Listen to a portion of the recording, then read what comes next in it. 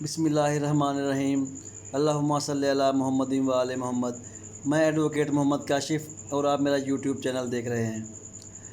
آج کا میرا ٹاپک بالکل مختصر لیکن نہایت اہم ٹاپک ہے۔ میرا ٹاپک یہ ہے کہ اگر کوئی بندہ آپ پر جھوٹی FIR درج کروا دیتا ہے تو آپ اس سے کس طرح نکل سکتے ہیں، قانون میں اس کے لیے کیا ریمیڈی ہیں۔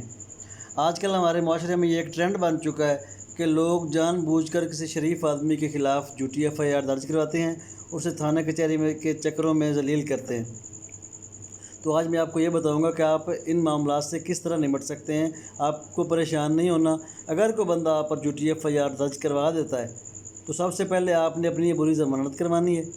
اس کے بعد ہائی کورٹ سے آپ نے رجوع کرنا ہے، اپنی ریٹ دائر کروانی ہے اور ہائی کورٹ میں اپنا موقف یہ بتانا ہے کہ یہ بندہ میرے خلاف جان بوجھ کر جھوٹی FIR درج کروا رہا ہے اور اس نے کروائی ہے، اور جب کہ میں بے گناہ ہوں، میں نے اس طرح کا کوئی کرائم نہیں کیا۔ تو ہائی کورٹ سب سے پہلے یہ دیکھے گا کہ آیا کہ جو آپ کا موقف ہے وہ سچ ہے یا نہیں۔ اگر تو آپ کا موقف سچ ہوا تو ہائی کورٹ آپ کے خلاف جو FIR درج کروائے گی اسے ختم کر دے گا اور آپ کا کیس وہیں پہ ختم ہو جائے گا۔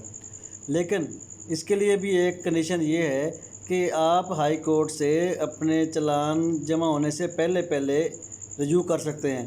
اگر پولیس نے آپ کا چلان مجسٹریٹ کی عدالت میں جمع کروا دیا تب آپ ہائی کورٹ میں رجوع نہیں کر سکتے، تب آپ کو اپنا کیس ویسے ہی مجسٹریٹ کی عدالت میں پروسیڈ کرنا پڑے گا۔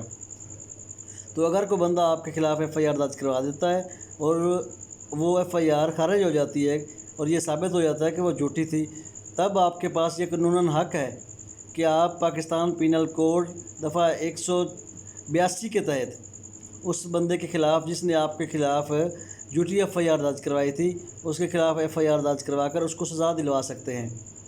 اگر اس بندے نے آپ کے ساتھ یہ زیادتی کی ہے اور اس طرح کے آپ کے خلاف کوئی مقدمہ ڈالنے کی کوشش کی ہے جس کی سزائے موت ہو سکتی تھی، تو آپ اس بندے کو قانون سے کم از کم 7 سال کی سزا دلوا سکتے ہیں۔ یا اس بندے نے کوئی اس نوعیت کا کیس ڈالنے کی کوشش کی ہے جس کی سزائے موت تو نہیں ہے لیکن عمر قید ہو سکتی تھی، تب آپ اس کو کم از کم 5 سال کی سزا دلوا سکتے ہیں۔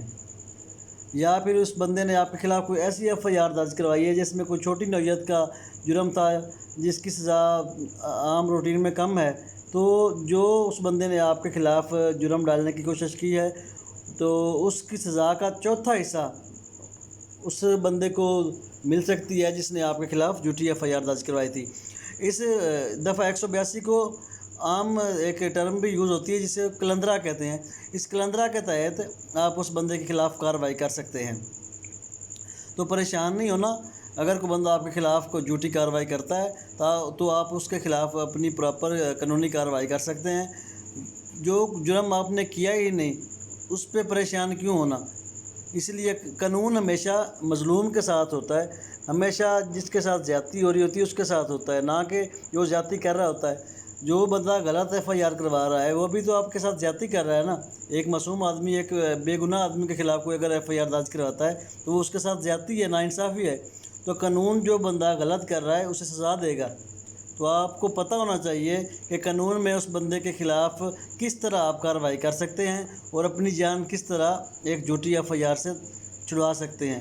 ہمارے معاشرے میں آج کل یہ ٹرینڈ چل رہا ہے، لوگ جان بوجھ کر ایسا کر رہے ہیں کیونکہ ایک شریف آدمی کو تو اس معاملات کا پتہ ہی نہیں ہوتا کہ کس طرح کہ تھانہ کچہری میں جانا ہے، ان کو کس طرح ڈیل کرنا ہے، تو اس لیے لوگ ان کو ان کی معصومیت کا فائدہ اٹھاتے ہیں اور جان بوجھ کر تنگ کرتے ہیں، ان کو تھانہ کچہری کے چکر لگواتے ہیں کیونکہ ان کو تو پتہ نہیں ہے، تو بندہ جان چھڑواتا ہے۔ اگر آپ کی وہ FIR غلط بھی ثابت ہوگی تو آپ کہتے ہیں کہ اب پتہ نہیں کیا کرنا ہے، بس بیٹھ جائیں۔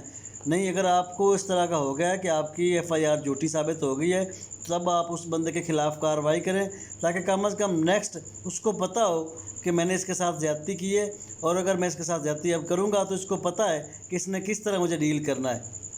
تو پریشان نہیں ہونا، اپنا قانونی حل تلاش کرنا ہے اور اس بندے کو اس کے کی ایک سزا دلوانی ہے۔